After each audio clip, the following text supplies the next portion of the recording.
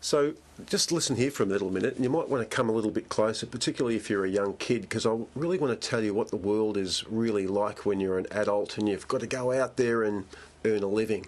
The boss just came in and he just had a word to me and he said, listen, you and John Stanley, you're doing the breakfast show now.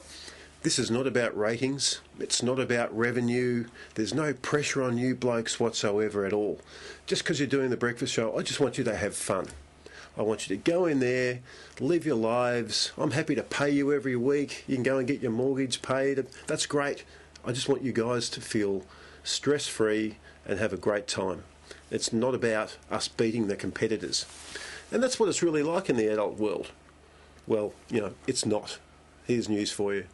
The AFL down in Victoria have now made a decision that when you're 9 and 10 years old in Little League games, they won't be keeping score. They won't have best players published every week for each team. They won't even keep a ladder. There'll be no goal scorers kept.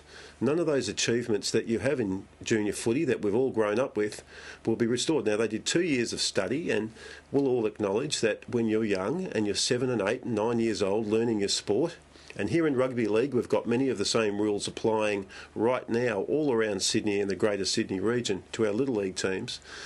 And when you're young and you're learning a sport, well, that's what you want to do. You just want to go along and have fun, and that should be encouraged. But frankly, when you're 9 or 10 years old, that's about the age when young boys particularly are wanting to win. They kick a goal, they want recognition. Competitive sport teaches us a lot, not just about others, but about ourselves. It teaches us how to win, but it also teaches us best how to lose, and how to lose gracefully. Now, sure, part of the thinking behind what the AFL are doing, and New South Wales Rugby League here as well, is eliminating the ugly parent syndrome. We see these balding 40, 50-year-old guys with quite a considerable paunch, living out their lives through their kids, parading up and down the sidelines, yelling abuse at their team, at their own child, at the ref. Well, those days are hopefully going to come to an end. But we've got to say, let's keep some sort of competitive initiative there in young sport.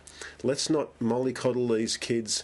Let's not put them in cotton wool too much. We need them to grow up. They need to know exactly how the real world works.